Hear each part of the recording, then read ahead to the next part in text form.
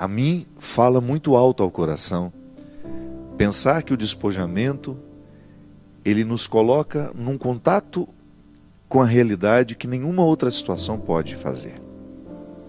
É como se você, ao se despojar, é simples, digamos que você chegue de uma festa toda bonita e você causou uma boa impressão por causa da roupa que você usava, o sapato, a bolsa, a maquiagem, o cabelo. E quando você chega em casa, você começa a desconstruir aquilo que você preparou para enfrentar a festa.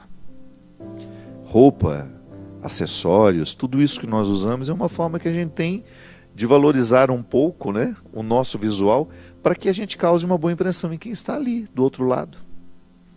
Então, toda vez que a gente desconstrói o que a gente faz para os outros, claro que você faz também para você, mas o que você constrói para você está muito perpassado com o que você construiu para o outro. Só que quando você entra dentro do seu quarto e você vive a solidão dele, se você não é casado, ou se é casado e consegue viver essa solidão mesmo tendo alguém ao lado, quando você desconstrói, você acaba experimentando um despojamento que lhe permite um contato direto com a sua verdade. Tirou a maquiagem, despenteou o cabelo, retirou a roupa da festa, e o que sobra? Você, somente. Retirou os acessórios, nada é mais para o outro. Agora é tudo para você. Eu, como um homem sozinho que sou e não solitário, eu tenho uma oportunidade maravilhosa de viver isso todos os dias. A minha desconstrução. Mesmo porque eu sou uma pessoa que lido com muita gente, encontro muitas pessoas, e é claro que isso tem uma satisfação imensa, mas um peso que vocês não podem imaginar. Falo com muitas pessoas, vivo o desafio de me adequar às expectativas que tem de mim. Mas quando eu chego em casa, como é bom. Como é bom desconstruir tudo aquilo que eu preciso oferecer aos outros. E de repente eu estou ali na solidão da minha casa, vivendo um despojamento que é quaresmal. Mesmo que não seja quaresma para mim. Eu entro dentro da minha casa, eu naturalmente vivo um despojamento quaresmal. E eu me lembro que uma vez falei aqui de um presente que foi muito significativo para mim, que foi a Cristiane, acho que é Maragoni, tenho medo de falar o sobrenome dela diferente, errado. Cristiane lá de Montes Claros, uma pessoa muito querida, que já viajou comigo muitas vezes, e uma vez ela mandou um chinelo de presente. E aquele chinelo me arrancou lágrimas quando eu recebi, porque não era só um chinelo, era um chinelo com um bilhete que me dava um acesso imediato ao significado daquele chinelo na minha vida.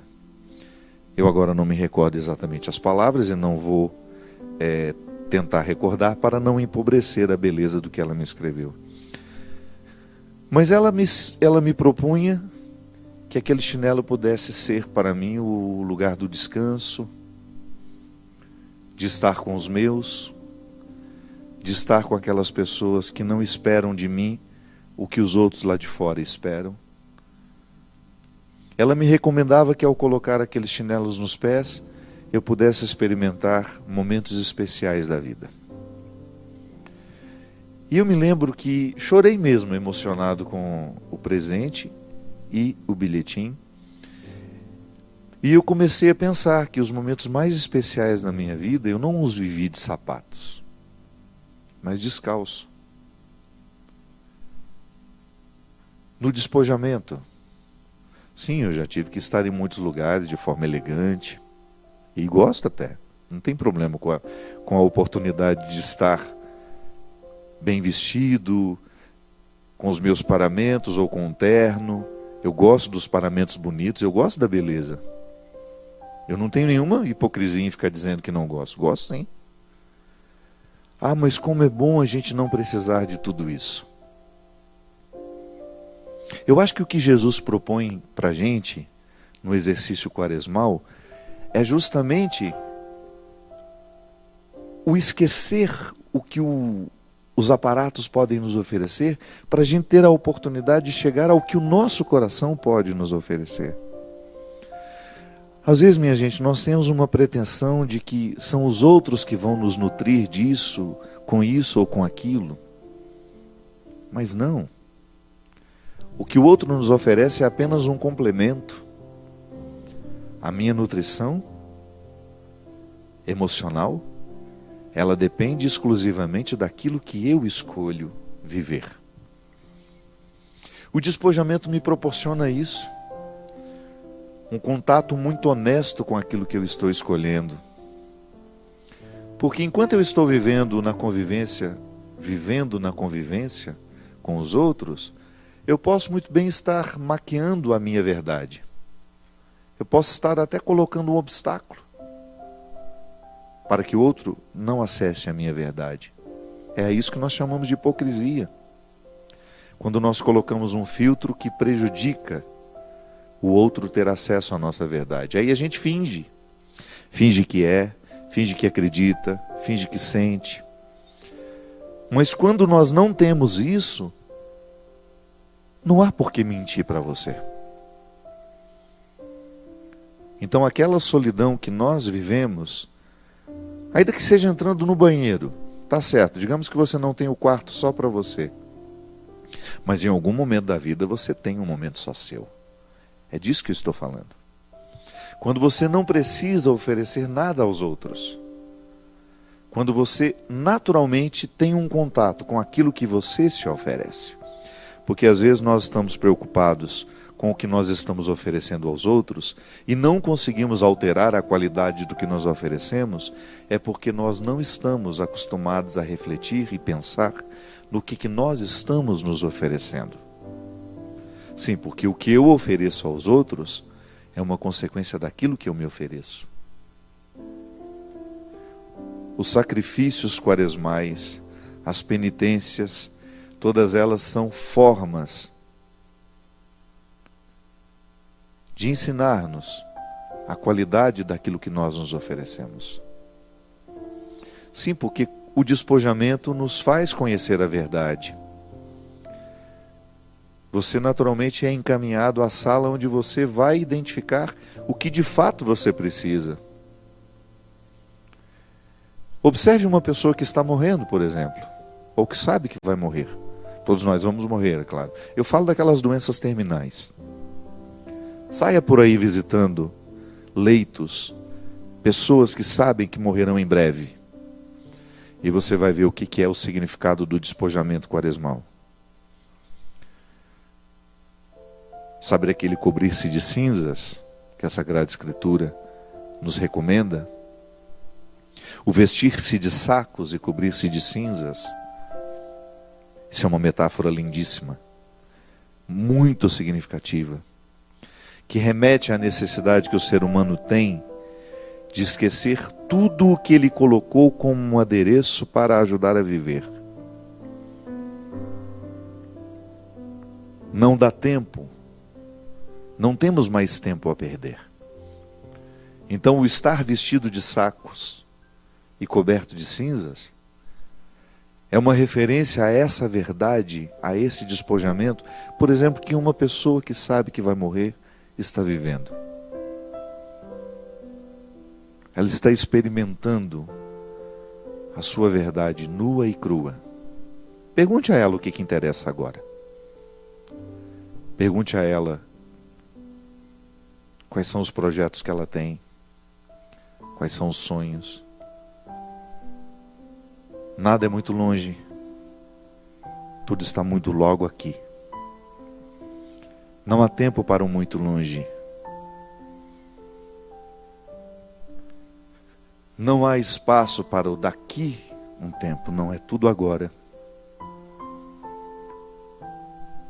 O saber que vai morrer coloca-nos diante de uma urgência que nós deveríamos ter aprendido ao longo da vida.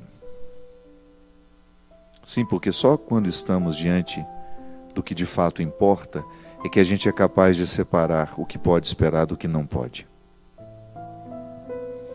O estar vestido de sacos e coberto de cinzas é justamente estarmos no eixo da verdade, onde o ter não importa, mas o ser. É a gente retirar tudo o que nós usamos no dia a dia e a gente focar naquilo que a gente é.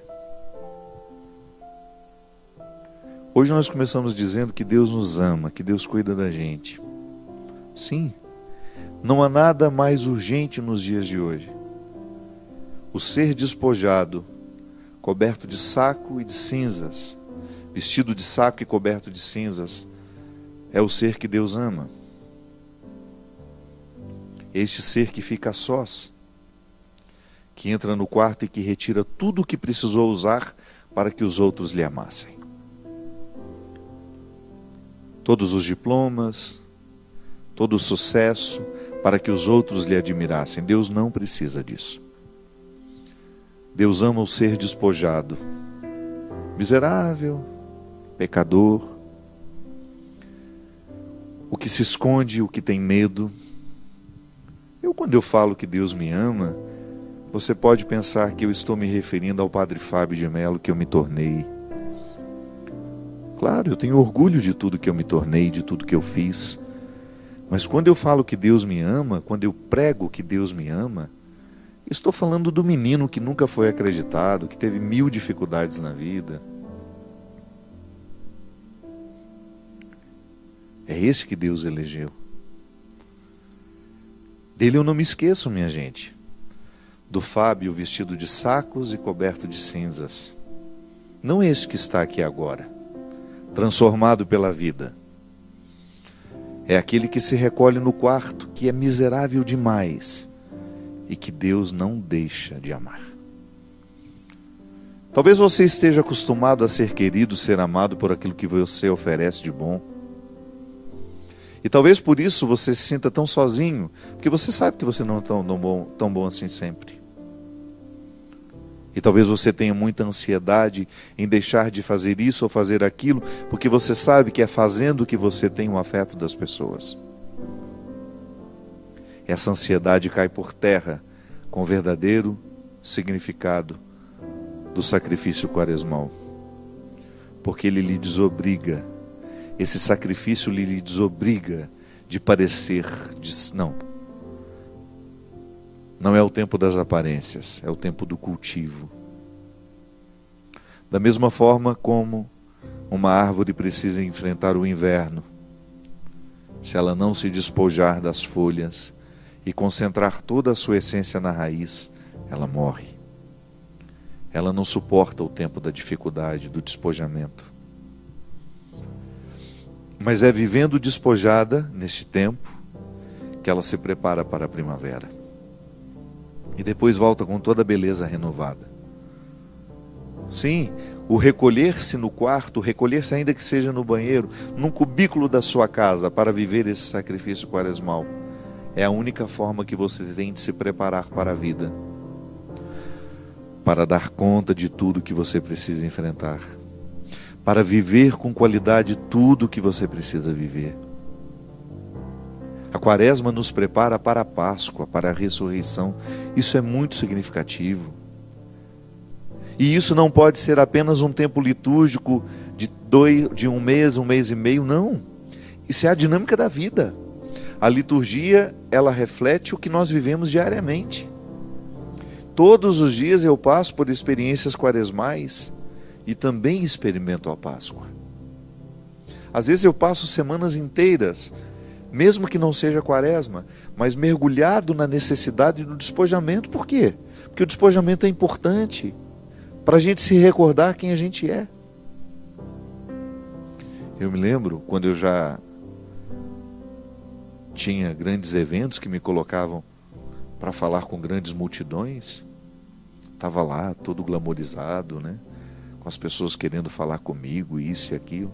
Chegava em casa e ia lavar banheiro, limpar a casa, ajudar a fazer limpeza. Morava sozinho, tinha teca apenas meio-dia. Como me fazia bem chegar em casa e ter contato com as realidades mais simples. Sim, pegar um pano de chão, limpar, de fazer uma limpeza. Hoje eu faço isso.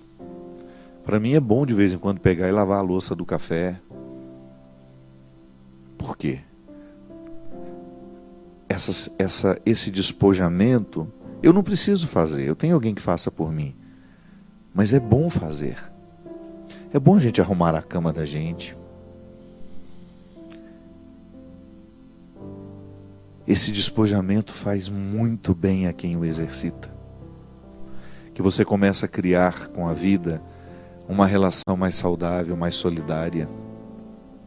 Uma relação mais solidária com a vida. Isso é, de perceber que você pode se doar em situações que você aparentemente não tem obrigação de se doar. Então, o viver o despojamento, eu vou dar um depoimento para vocês, porque às vezes vocês só conhecem a pessoa pública e às vezes nós somos muito cruéis com quem é público. A minha amiga Xuxa, por exemplo, que é uma pessoa controversa, há muitas pessoas que amam muito, há outras pessoas que têm dificuldade com ela. Eu amo profundamente. Foi uma pessoa que me deu uma oportunidade maravilhosa no início do meu trabalho, de mostrar quem eu era, o padre que eu era, de expor as minhas ideias. E desde então nós fomos construindo uma amizade. E a nossa amizade ficou muito sólida, sobretudo por causa da mãe dela, Dona Alda, que tem um amor, um carinho muito grande por mim. E não sei se vocês sabem, Dona Alda há muitos anos vive na cama. E há alguns anos, eu acho que há uns 6, 7 anos, Dona Alda foi para Buenos Aires para implantar um chip no cérebro que era uma promessa de que ela pudesse reverter um pouco as consequências desastrosas do Parkinson na vida dela. Uma mulher consciente acorrentada num corpo que não funciona mais, mas muito lúcida. E é muito triste, né? Você ver uma pessoa que você ama acorrentada no próprio corpo. E uma das coisas que sempre me chamou a atenção e que eu via nos bastidores, que vocês talvez nunca fiquem sabendo, e eu estou tendo a ousadia de contar, não sei nem se ela vai gostar muito que eu conte, é que às vezes eu entrava dentro do quarto do hospital, eu estava, acho que foi uma semana naquela luta lá, eram muitos enfermeiros. Um hospital grande, muito bem conceituado. Mas quantas vezes eu entrava ali, quem estava trocando a fralda, apesar de ter muitas pessoas para fazerem isso, quem estava dando o banho era ela, a filha famosa. A filha famosa. Quantas vezes no Rio de Janeiro também eu vi essa cena? Não espera que a funcionária faça. É a mãe dela. Eu acho que aquilo tem o poder de humanizar, né, de mostrar a ela a vida. Porque uma pessoa, quando fica muito conhecida como ela ficou, ela pode se afastar da realidade, sim. É muita gente bajulando, é muita gente paparicando o tempo todo. E de repente ela teve a oportunidade de, na enfermidade da mãe, retomar algumas situações que pertencem a ela. Sim, há uma enfermeira para fazer isso? Tem. Mas eu quero fazer. Não é que a gente possa se sentir melhor que os outros, não é isso não. Aliás, se tem uma coisa ali que não ocorre, é isso. Nunca na minha vida, com toda a intimidade que eu já pude viver com essa criatura, somos amigos de verdade, nunca vi ela querendo ser melhor que alguém. Não, sempre muito solícita, muito carinhosa. Mas a mãe, esse território tão sagrado que se chama mãe, desperta nela diariamente uma simplicidade que nenhuma outra realidade da vida conseguiu. É o despojamento. Não é mais a rainha dos baixinhos, é só a filha da Dona Alda, cuidando com amor da mãe. É apenas uma pessoa extremamente conhecida, mas dentro de casa, sem refletores sobre ela, sem o glamour que já faz parte da sua história. Não, ali, aquela simplicidade desconcertante, aquela indigência humana que eu confesso que às vezes eu não dei conta de fazer. Que eu tenho pavor de hospital, eu tenho pavor de tudo isso. Mas ali, humanizando. Eu sei que você também tem situações que lhe humanizam e que são difíceis. Não corra delas. Quaresma, o significado dela é muito mais do que viver um tempinho de sacrifício, de não comer um chocolate, de não beber isso, de comer aquilo. Não, é muito mais do que isso. É a oportunidade que nós temos de, ao longo da vida, descobrir as situações que nos despojam, como a enfermidade de uma mãe, que nos leva a cuidar dela. Eu sei que você que me acompanha agora, quantos de vocês vivem de maneira brilhante essa dedicação? Eu tenho peregrinos que viajam comigo agora, mas que cuidaram durante 10, 15 anos de pais, de mães, de tias, de avós. Como eu admiro essas pessoas que sabem viver sem alarde a dinâmica da Quaresma. Quaresma não é só este tempo, minha gente. Quaresma é a vida toda. É toda e qualquer oportunidade que nós temos de cristamente viver o despojamento que nos leva ao serviço, que nos leva à dedicação ao outro, ao serviço, ao amor, à doação. Aí sim, quando chega esse tempo, faz sentido fazer outros sacrifícios. Mas se a gente não se doa ao longo do ano, se a gente não descobre as situações que podem nos despojar e que devem, por mais bem-sucedido que você seja, permita que a vida lhe despoje. Permita. Às vezes nós achamos que os famosos são orgulhosos, são aquilo. Não. Tem tanta gente aí famosa que sabe despojar-se na hora certa. E tem tanta gente anônima que é mais orgulhosa do que todos os famosos juntos.